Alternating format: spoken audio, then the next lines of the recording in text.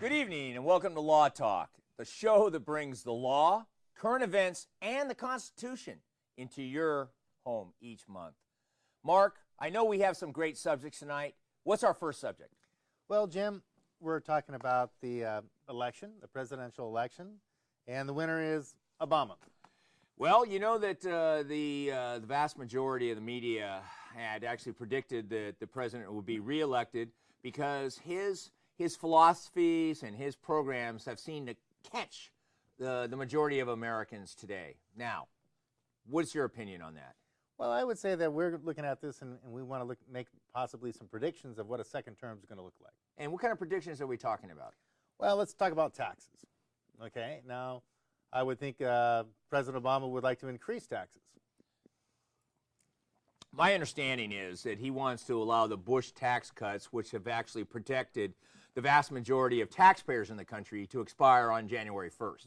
I also understand that because of the campaign starting almost 2 years ago when he first started, running for election, he had always indicated that he wants to tax the rich, the top 1%, the millionaires and billionaires. He wants them to pay for all the services of the people that can't afford to live.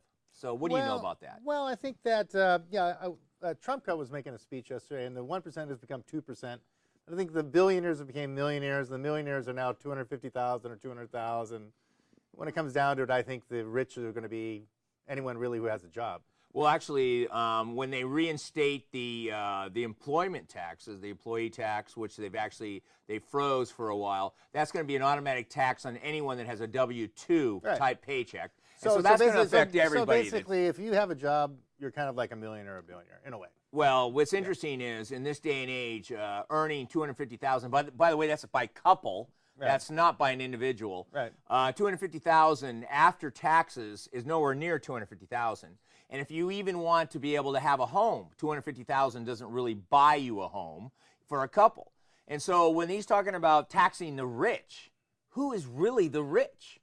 Well, I'm saying, it's kind of been changed. First it was millionaires, billionaires, then it was 250,000, now it's 200,000, and the percentages keep changing. But really, if you're going to raise taxes, you have to raise taxes on the middle class. There's just not enough rich people to really pay for everything. Well, in fact, the fact is the so-called rich, the top 10%, don't they pay like 65% of all the taxes right now? And so when you go to the top 25%, I'm under the impression that's about 90% of the taxes. So if you have that small percentage left to tax more, is there even enough money if they gave 100% of their income to pay off the national debt?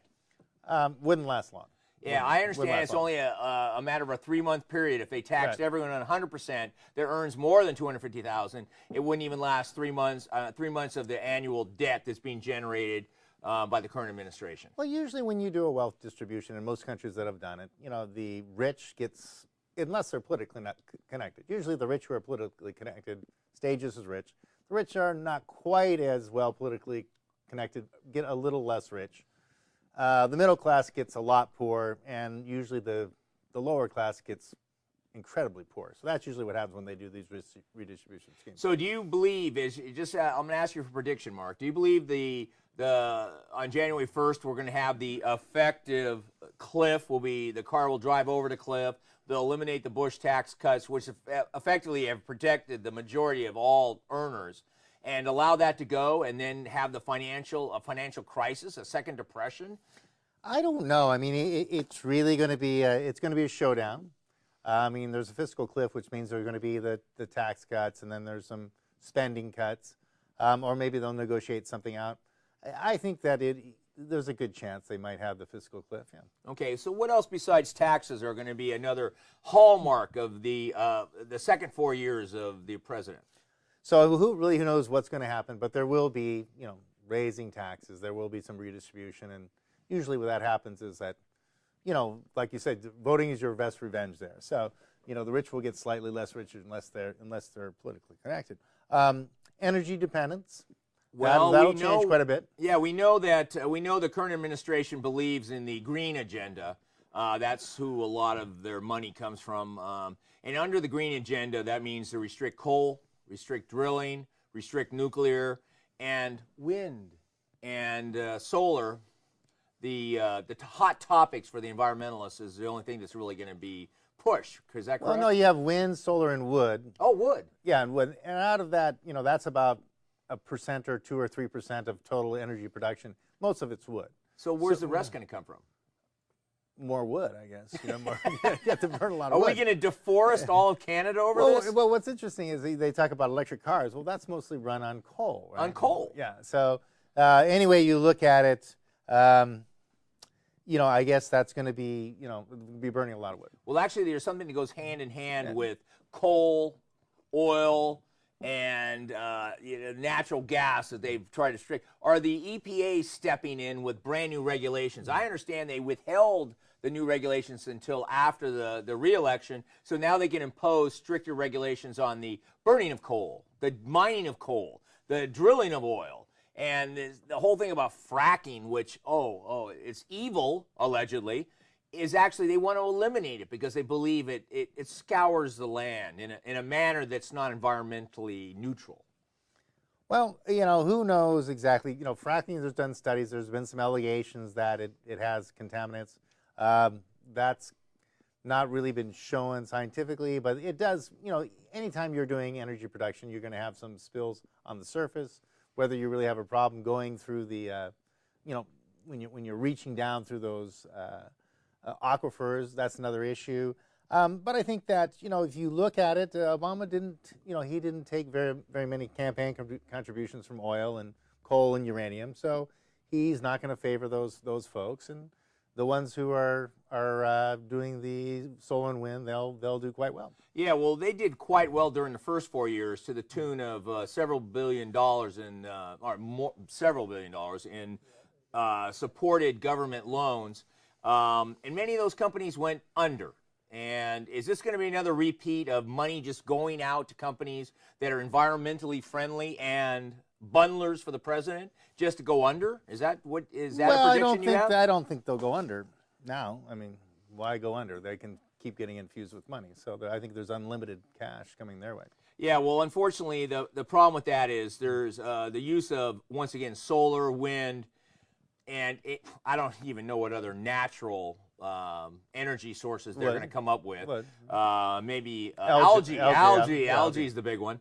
I think what's going to happen here is that, once again, we're going to see a series of boondoggles, high-value boondoggles with government-backed loans that will produce nothing except for the bundlers for the current administration. But what else is going to happen? Well, I think you've got a bad attitude. You and your have a bad attitude? You and your corporate jets. People want to invest in the future, and they want to invest in solar and algae and these kind of things. But the only problem is, how many cars are driven by solar? Well, none. None. How many cars are driven by algae? None. And so how many cars are driven by wind? Well, we're talking about the future. The in future. another 50 years or something. Yeah, but what happens between day one, which could be today, and 50 years from now, when maybe something comes together? Well, people will be hitchhiking. Hitchhiking. Well, Or they'll pay like $10, $15 a gallon for gas. The only problem with that is that energy is very abundant. It's already been shown that the great lie of that we have a finite fuel source, oil sources. That's a propaganda that was started by the oil companies so that they could drive up their own prices, and that started 100 years ago. But I think what's going to have to happen is the country's going to have to fail energy-wise and have to spend more money on importing energy just for maybe to get the impression on this administration that importing fuel does not mean that's the way to go into the future. Well, we'll see. I think you have a bad attitude about this. Wind energy may work out, solar energy may work out. Now, how about the Supreme Court? Well, there's a problem with the Supreme Court because there are several justices that are probably going to be replaced. And this election could have set the tone for the Supreme Court to be a more even-handed and more of a strict constructionist as compared to the living document that the progressives have always pushed for. There are many progressives that say that the Constitution is old. It's a fragile document that needs to be broken and brought into the mainstream. What that really means is that they want to rewrite it under terminology and under ideologies that were not part of the original foundation of this country. That's the fear I have about the Supreme Court. even though Justice Ginsburg, who's has many health problems, and I believe, let's see, we have some others. We have Justice Scalia that's out there, Justice Thomas. There's some problems on both sides, but with another 4 years, we're going to have to hope that the believers in the Constitution stay alive and they stay long enough in the Supreme Court